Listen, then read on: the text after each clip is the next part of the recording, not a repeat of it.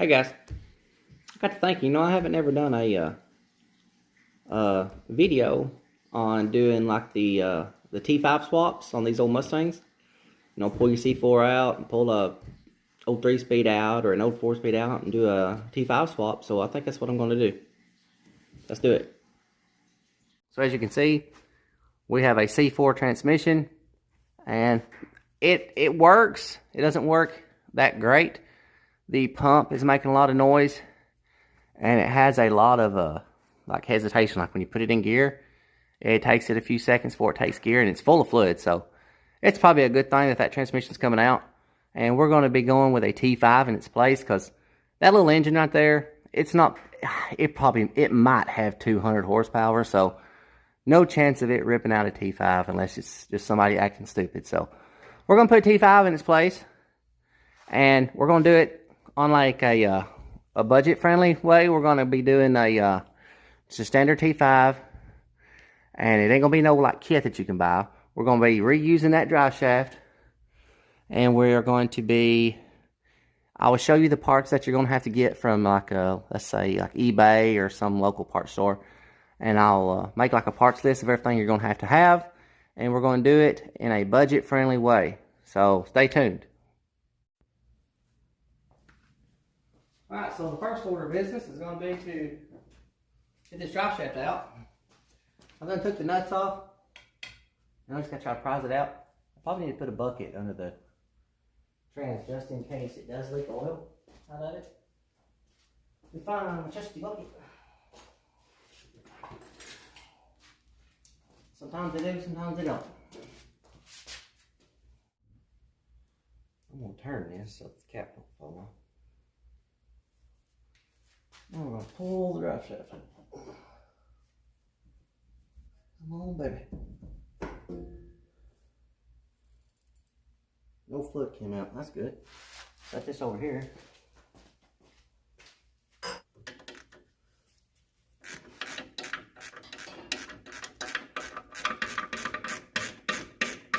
Like I said, this C4, it worked. But I probably wouldn't trust it to go on like a long trip or something, because the pump is the pump is making all kinds of noises, like it's whining. Like if you've ever had a power steering pump that was low of fluid and you heard that whine, well, that's what this is doing all the time, even though it has fluid in it. So unless the filter's stopped up, it's starving for fluid, and then it's definitely got some kind of issue with the pump if that filter's not in fact stopped up.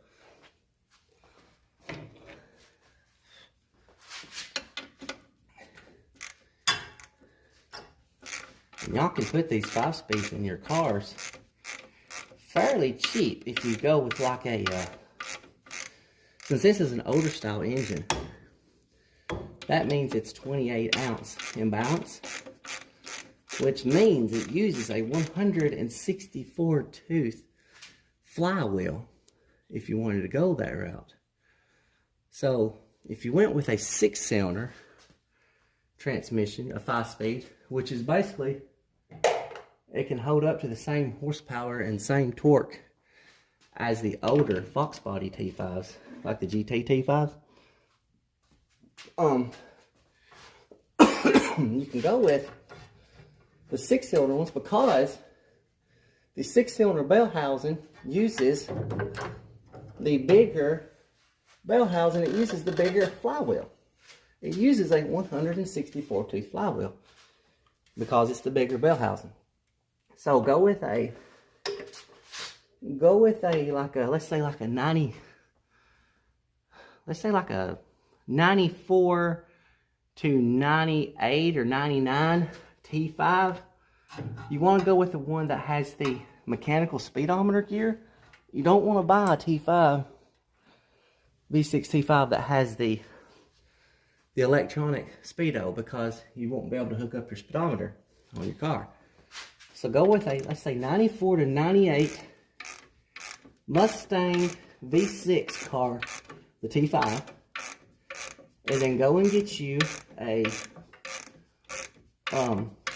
like a 95 Ford F-150 truck flywheel out of a 5.8 V8 because it uses a 351 Windsor engine. A 5.8 is 351, so you want to use the 5.8 flywheel because it'll be 28 ounce balance, just like these old engines, because all 351 Windsors, unless it's a stroker, uses 28 ounce in balance. So go with a 95 5.8 flywheel, and then get the correct diameter clutch for that flywheel. It'll be a diaphragm clutch, fresh plate, and then you'll get your you'll get a throwout bearing for the Mustang. You'll get the pilot bearing, get the roller type pilot bearing for your say 289 or 302, and just bolt it all together. You'll need a block plate too. You can use the block plate off of the V6 car. So when you go to the junkyard and you get your transmission, get the block plate too. And then you can reuse the automatic starter on the T5. It works great. I've done it a million times. Or you can run you like a mini torque starter, just whatever your preference is. I know the heat's on, guys, but hell, it's cold.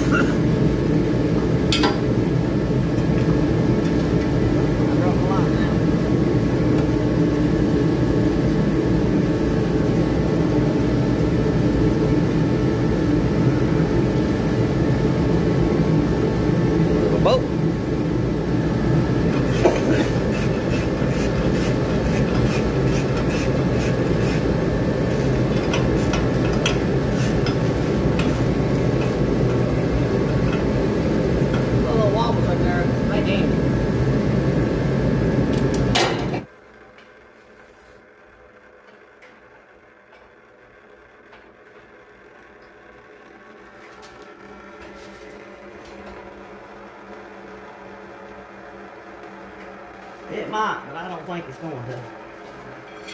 Transmission fluid looks burnt.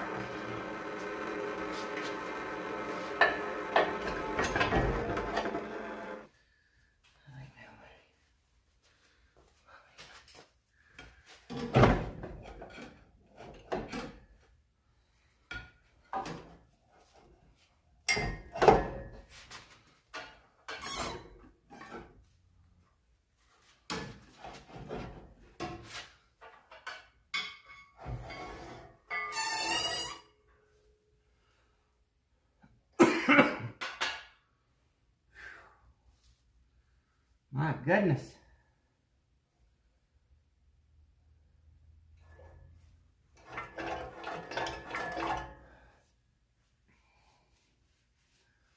Now maybe I can get these cooler lines off. Going down. Maybe.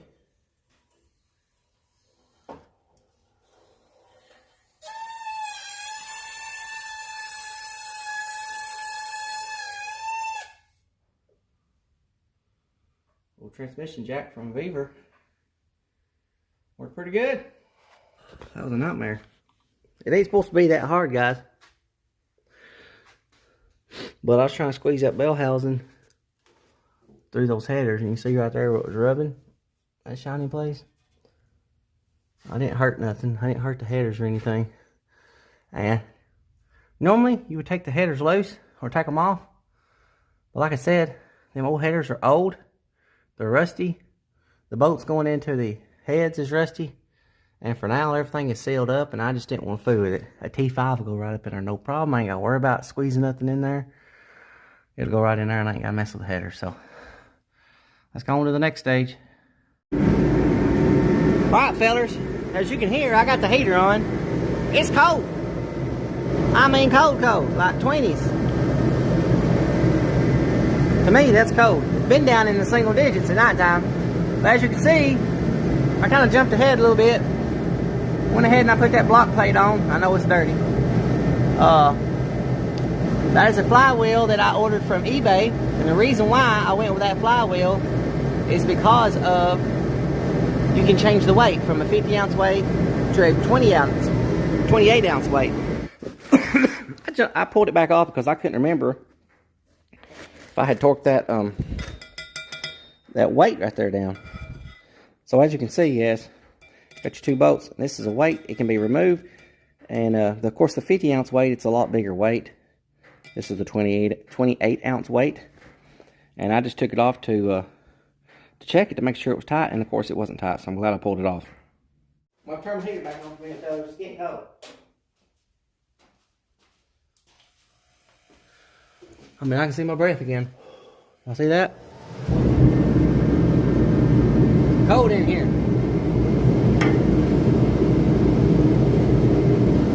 I'm gonna run them up real quick.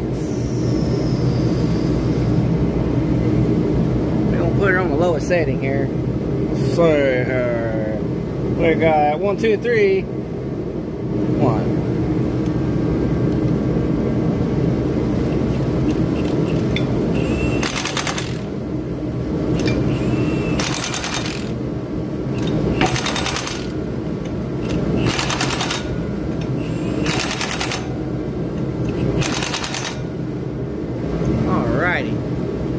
I think Dad's got my torque wrench, so I'm gonna have to use the old school torque wrench.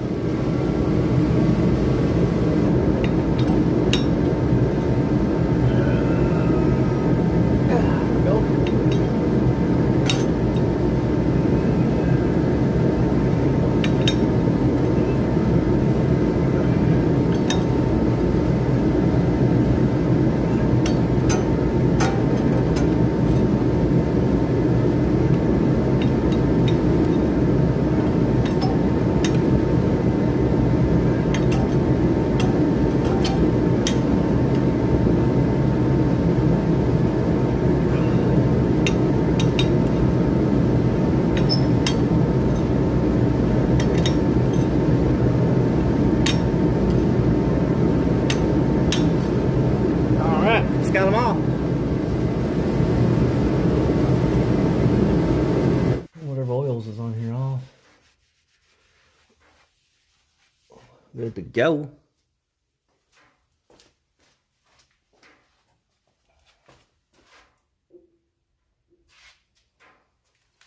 Alrighty. I guess the only thing left to do now is put the clutch on, right? Where y'all at? Where y'all at? So this is the 50 ounce weight. See how much bigger it is than that other one? So the kit will come with both weights. Right now I'm putting thread locker on our bolts that's going to be going into our pressure plate. These are grade 8 bolts. Where y'all at? See these? Grade 8 bolts. And I'm going to be using some red Loctite on it. So I'm going to be putting some of that on real quick. On my bolts. Without dropping it and getting killed here. We got our line up dials. Let's back up here where it goes. 10. And our line up pull in there. Oh, I might have moved you. I'll move you a little bit. Put you over here just a little bit. Let's get a couple bolts in here. I'm not going to put no lock washers or nothing because I've seen the lock washers actually spread open. Like when you tighten them up, they'll grab onto the clutch or the pressure plate. And as you tighten them up, they'll actually open up. And then I've actually seen them where they'll fly out and then you got a loose bolt, which means you got a pressure plate that's uneven. So I don't use the washers. I use just the bolts with Loctite on them.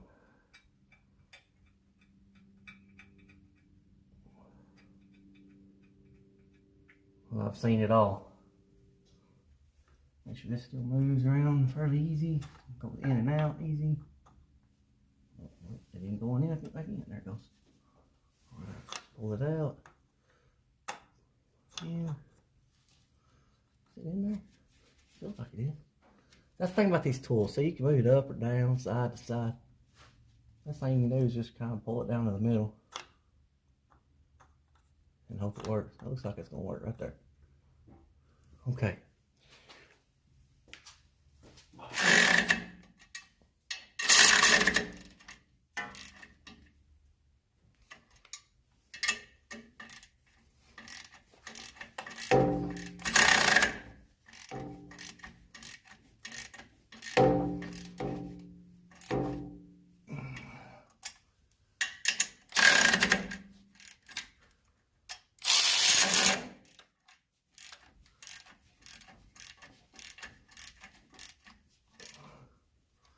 It's still coming in now.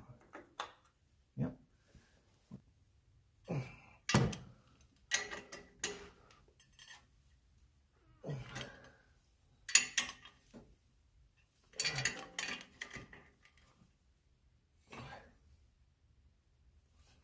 Pretty good.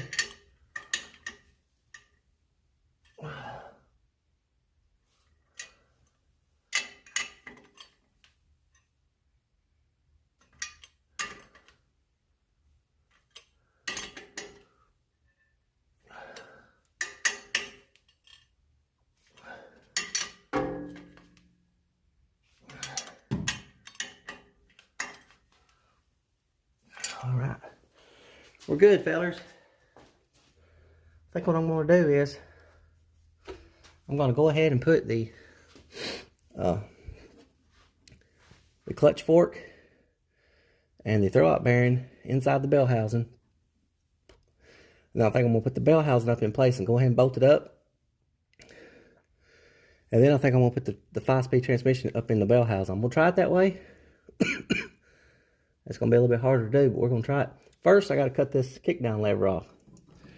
When you're doing these conversions, they had an automatic transmission. You're going to have this little kickdown lever that's going to be welded to your accelerator pedal, your gas pedal. So I got to go up here with a little cutoff wheel, cut that weld and knock this off and get it out of the way because it's no good anymore. It's going to be in the way. We're going to have a clutch cable that's going to be coming in. You see this little area right here?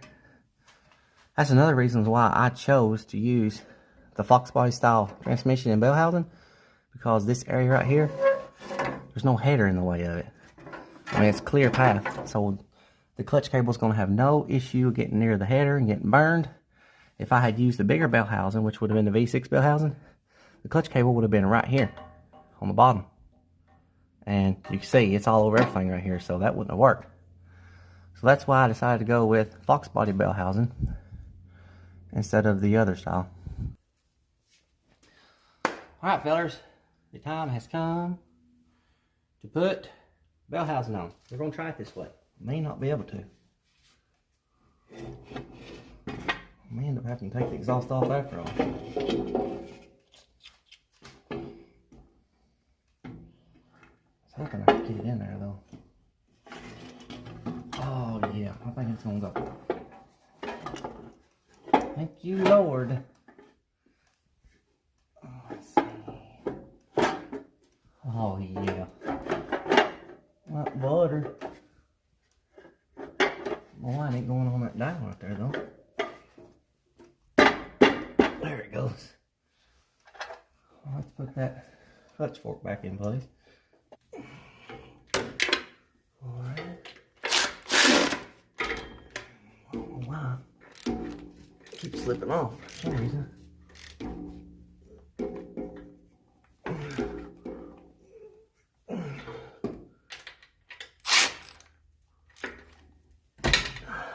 Ow. That feels good.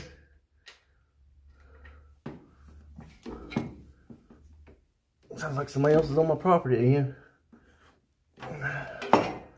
My neighbor stole about a little over an acre from me yesterday. When I first bought this property, I don't know, 9 years ago, I guess. This property's been surveyed, I know, 5 times since I bought it. Reason being is my neighbor, he keeps selling off his property every year because he doesn't want to work. He's just one of them people that just, instead of going out working and making any money, he just sells what he's got. So every year, or every other year, he'll sell off about 5 point something acres, say 5.1 acres. Now he has sold off so much of his land that he only has about 4 point something acres that he can sell. The only problem is you can't sell just 4 acres out here because it'll be considered like a subdivisional lot or a tract. So it has to be up over 5 acres. And as of yesterday, he only had 4 point something. So he hired another surveyor to come out here. And I don't know what they worked out. But that surveyor, evidently in the past week or so, he's been all over this area out here. And he's finagled around. He's finagled everything to the point to where my property line has now moved over 20 feet. It's moved over 20 feet this way. And it's 1,020 feet back that way. So 10 acres that way, the length of 10 acres that way, and 20 feet over. So you figure an acre's what? 320 feet by 320 feet, is that right? Something like that. I don't know for sure, but I think he stole a little over an acre from me altogether. And there ain't nothing I can do about it. Yeah, I can go to court and contest it and say that the surveyor did something wrong. That the past surveys over the past 40, 50 years, that they're all wrong. You know? That's what he's saying, that they're all wrong and that his one that he just done yesterday is right. I can go to court, blow a bunch of money. But I ain't got it in me, fellers. I just don't even care anymore. I just flat don't care. He wants it, come get it. I don't even care. I keep hearing somebody, and I sure as heck hope it ain't that stupid neighbor. About had enough of him. Okay. He's about half crazy anyway.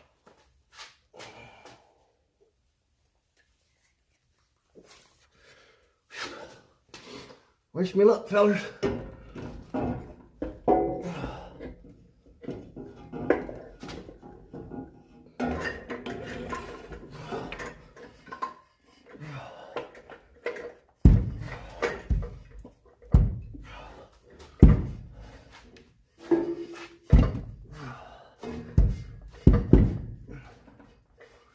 Well, I don't know what to keep it. There it goes.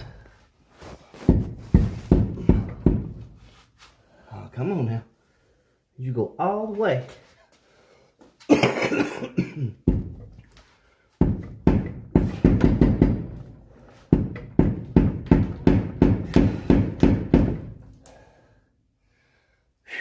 Lord.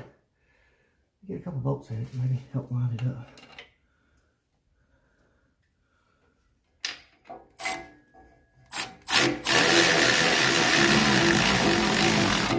Oh yeah.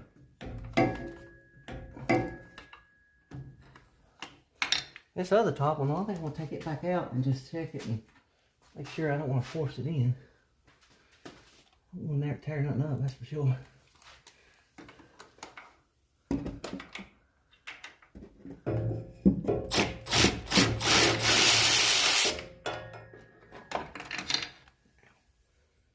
Looks fine. I don't know what was up with it. Feels like it's going in okay now.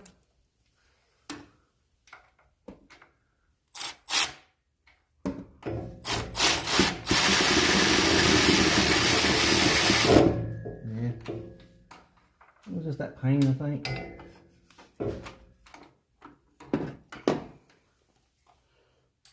No big deal.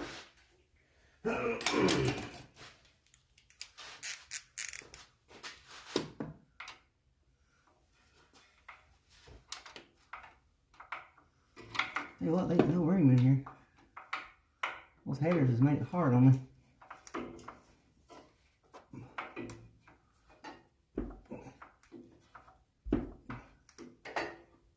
That one's tight.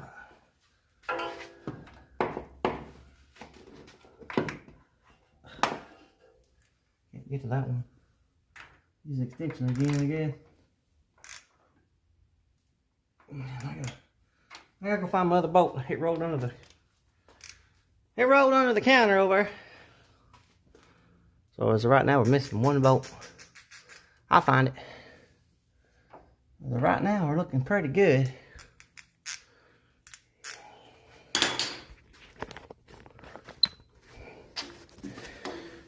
Whew. So we've took the C4 out. And we put the 5-speed in. Next thing is going to be bolting the shifter in place. And then we get to put our crossmember on. So here's our crossmember we're going to be using. It's just a one you get off like off eBay. It's kind of cheap feeling, but I've used boot hoodles of them and they seem to work pretty good. Only thing is, I'm probably going to end up having to take at least one side down on this exhaust, because getting this back up in place with exhaust in the way is going to be a nightmare. Especially if it had a mount on the transmission. I might could finagle it around and get it in place, but I really don't want to have to.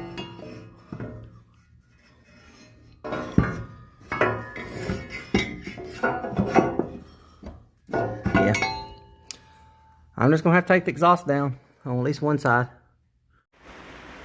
Alright, so y'all see where this original hole is in this floor, this trans tunnel? Look at just how close the T5 is to working without any cutting at all. And some of the aftermarket shifters, they have a smaller, this area right here. And you can actually use them without doing any cutting. But you will have to notch it in this area here, because a lot of the aftermarket short throw shifters have like an adjustment nut. It's like a set screw with a jam nut, so you'll have to like kind of put your little notch right here. But all I'm going to do in this case is I'm going to open the hole up a little bit right here and on this side right here, just to ensure that when the engine's running, because this is actually going to come up just a little bit when I put my transmission crossmember on. So just to make sure that when the motor's running, it's shaking back and forth, I don't want my shifter beating on the trans tunnel and rattling and potentially damaging something. So I'm gonna get my cutoff wheel and I'm gonna put me some welding blankets around this carpet, and I'm gonna cut it right around in this area. Alright, so hopefully y'all can see this thing. Light on under here.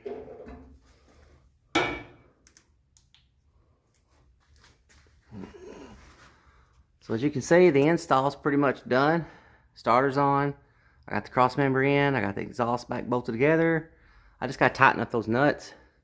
The drive shaft's back in. It's got about an inch of work and travel in and out right there. About an inch. That should be fine. I mean, I'm gonna lay it down and check it just to make sure, but I've always just been able to put the drive shafts back in them. Only thing will be left to do now is I'm going to show you guys how to make the little deal that's going to weld to the top of a clutch pedal, and how to put your little notch in it, how to attach your cable, and then all you got to do is just run it down to your transmission and adjust it, and you'll be ready to drive.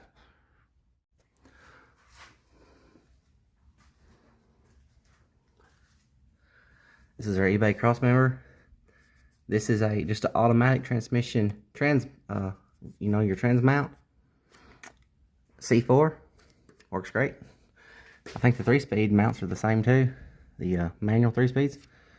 Your factory speedometer cable was right up in the factory hole in the T5. You'll have to drive down the road to make sure your speedometer gear is right with your speedometer. If it seems like it's too fast or too slow, you'll have to change out your gear. Usually they work pretty good. Got the starter back on. Usually the automatic starters work fine. Sometimes you have to put a late model starter on, but usually, right now I just got it bolted up directly to it. Usually they work great. Just depending on like if it's an aftermarket starter or if it's original. Usually they work. So I got my fingers crossed it's going to work this time. Like I said, the only thing left to do now is to hook up my clutch cable. I'm going to take this, this is the old neutral safety switch. I'm going to take it off up there and bypass that. If the guy wants to put him a neutral safety on the clutch pedal, he can. I'm not doing that. He can if he wants to. Let's see. Yeah, right here. So I just got to hook up my clutch cable in this. We'll be good to go. I gotta make my clutch pedal first. All right, fellas. So I've made it to the clutch pedal part of this conversion, and as you can see, the brake pedal pad, it's so long and wide now that it interferes with our clutch pedal. This clutch pedal was used. It's out of another old car I had out back. So what I'm going to do is I'm going to cut it. I got new pads. So what I'll do is I'll just take and cut most of this off right here, and you'll have a nice little gap between the clutch pedal and the brake pedal. So I always like to put them together and kind of just see where everything fits first. You have to take, in order to do this, in order to get that in, you have to take your fresh air vent plumb out of your car. Look there, it's got crap all in it. Pine needles. So you have to take that off, and you have to take your parking brake. You have to take it loose, just push it out of the way so that you can get your clutch pedal in place. To get the clutch pedal in place, you also have to take out your old your pin that used to go through your brake pedal. You will not be reusing this.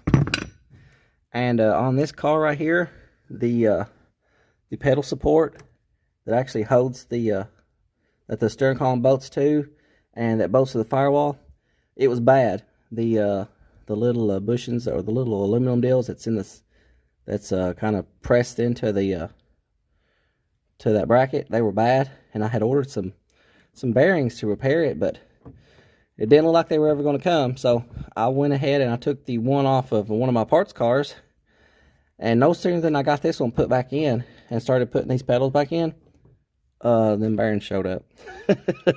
Ain't that normally how it goes? But anyway, so hey, they've got my good pedal support in here, and I'm gonna have to fix the old one. I guess put it back in my car. That's normally how it goes. But I'm gonna sandblast this pedal. I'm gonna paint it. But first, I have to make my piece that's gonna weld to the top of this pedal, and it's gonna have a little notch cut in it, a little groove, and then a notch cut in front of it. And that's actually what your clutch cable is gonna pull over, then hook into, and it's gonna get welded to the top of this. And then we'll have to bore a hole in the firewall, and then we're going to have to make our piece that's going to bolt to our lip on our cowl up in the front. You know, right in front of your firewall, you got your lip from your cowl. So that piece I'm fixing to make is going to bolt to that. It's going to have a hole in it, and the clutch cable is going to go through that hole. It's going to go through the firewall. It's going to hook up to our clutch pedal. The other end of that cable is adjustable. You've got about, I don't know, 2.5 to 3 inches of adjustable thread. So that's where we're going to get our adjustment. We don't have to have that adjuster on the firewall. That's just to make it convenient for people. You have adjustment on the cable. You don't have to buy that fancy kit. You can make this yourself. It'll save you about anywhere from $300 to $500, depending on what kit you order.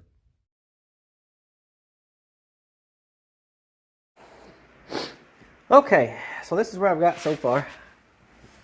That shackle kit that I used to cut this piece out of, it's got some kind of little, I don't know, I guess that's a brand design. I thought it was pretty cool, so I left it in there. As you can see, I beveled this side, because that's the side that's going to get welded to this. And essentially, it's going to look just like this. When it's all welded together, I'll probably grind some more curve into it so it doesn't have kind of a flat spot on it, but I'm still working on it. So that's going to weld on there like that. I've started cutting my groove in it. If you can see that. If you can see it or not. See that? Come on now, focus. Anyway, see that groove? That's for the clutch cable itself to ride in. And then this little notch right here, that is essentially where, when the cable's on here, that notch is going to be what hooks this. Like this, you see? No, you don't see. Anyway, see that notch? So that's going to sit in there like that. And the cable's going to be down in the screw. And then we're going to have a little bracket. I've made out of 16 gauge steel. It's going to look just like this. We're going to have 2 holes drilled in it. One hole is going to be, this right here is going to, this part of the clutch cable is going to be sticking through the top hole. And then this bracket, that bracket's going to be bolted to this flat side right here with a 1/4 bolt or screw. This is going to be drilled and tapped. And in order to get this cable off of this piece, you'll have to take your bolt out and take this bracket off. That bracket's what's going to keep this cable from falling off of this. Well, I just drilled my hole and tapped it, so that's going to be for my little holder that's going to hold my cable.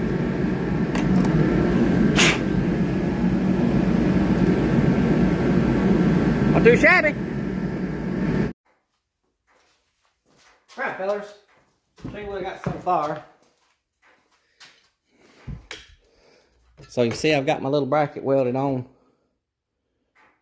You see that little bracket bolted to the front. It keeps your cable from falling off. And then imagine this is in the, let me zoom you out. So imagine it's in the car just like this right here. And your cable is going to be coming through the firewall. And as you push it, it's going to be doing this.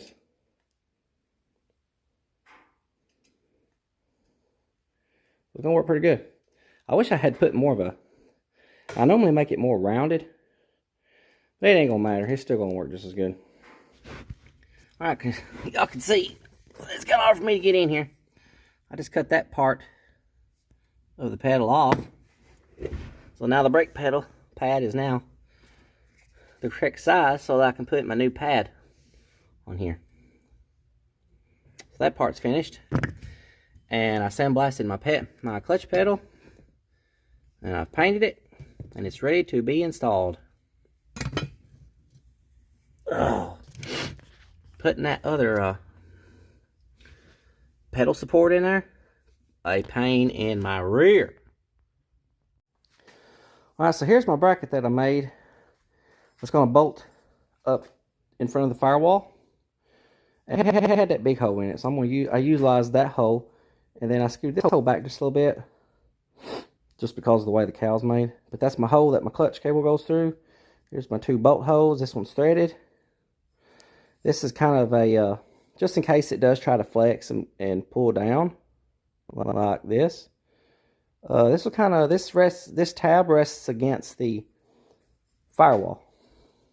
So, I've done drilled my hole in the firewall, as you see. You just line up on the other side, or measure. I measured, then come in here and measured over, but. So, got my holes drilled up top. It's just gonna, like I said, that tab rests against the firewall. And then it just essentially bolts up just like it right there, fellas.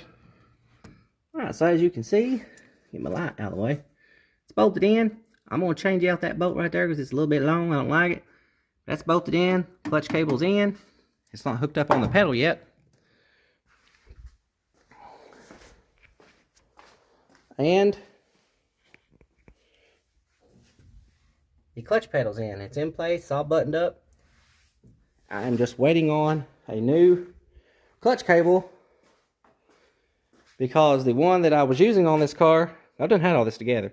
The one that I was using on this car, the cable got frayed. So I ordered another one. I've misplaced it. That sucker's walked off. So I've ordered a new cable.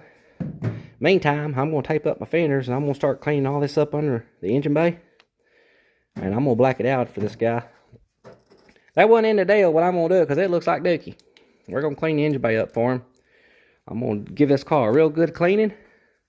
Get the front and back glass in it, get the chrome on it, get the stripes on the side, or sand buff it, and it is gone off to its new home. That's the wrap, guys. I would like to get it down and do a test drive for y'all, but I can't drive it like this. I mean, I could, but I don't want to. It's cold outside, no winders. I'm not going to do it. Y'all just going to have to take my word for it that the transmission works. So till next time. Okay, so for anybody who's wanting to make that little, I call it like a quadrant on the top of my clutch pedal. So you're going to make it out of steel. I made it out of 1/4 inch thick steel. And then from this point to this point, it's 3 3/4 from this point to this point. So what you're going to do is you're going to cut you out a piece of steel 3 3/4 long and 1 3/4. Yeah, 1 3/4 tall. So it's going to be 1 3/4 tall, 3 3/4 long. Then what you're going to do is you're going to find the center of your piece of steel. You're going to scribe you a line. Then what you're going to do is it's going to be 1 1/2 wide. That's going to weld to the top of your clutch pedal. So from the center over 3/4 of an inch, from the center over 3/4 of an inch, scribe you a line on your steel. Then what you're going to do is you're going to take your straight edge, go from this scribed line up to your point, which will be the edge of your steel over here. Actually, it won't be. Yeah, it will. It'll follow all the way up to the corner edge of your steel. So scribe you a line. Do the same thing on the other side. Scribe you a line. And then find you something round is what I done. I ended up using this right here. It's just a cutoff wheel, and I just laid it up there and drawed my radius, and that's where I got my. And I'm sure you could do it however you want to do it, but that's how I done it. And that'll give you your shape that you need. The next thing you're going to do is you're going to cut this little area here. That's a notch for your cable to set in. So cut your notch. It's going to be like 1/8 of an inch deep. I didn't write it down, but about 1/8 of an inch deep, and then straight up. And then if you've got your cable, it'd be best to have your cable so you know how deep down to cut it. And right here, this is actually a hole that's bored, and it's drilled and it's tapped to 1/4-20. So you can use 1/4-20 bolts in it. So all this stuff right here is kind of self-explanatory. This is just a piece of 16 gauge steel. It's got 2 holes drilled in it. The top hole is what holds your cable. This hole is what bolts to the front of your little deal that you're making. And of course, you're going to have to cut you a notch in the top side of this for your cable to actually set in and ride in, and sand it down real nice and smooth. Hopefully, this little crude drawing right here is good enough that y'all can figure it out and do it yourself. As far as the firewall part goes, fellas, it's just a flat piece of steel with another flat piece of steel welded on it, 2 holes drilled in the top, and a hole drilled through the center. I mean, it's pretty simple. If y'all can do this, I know y'all can do that other part. So, good luck, fellas. I hope this helps you some. And till next time, and please like, share, and subscribe.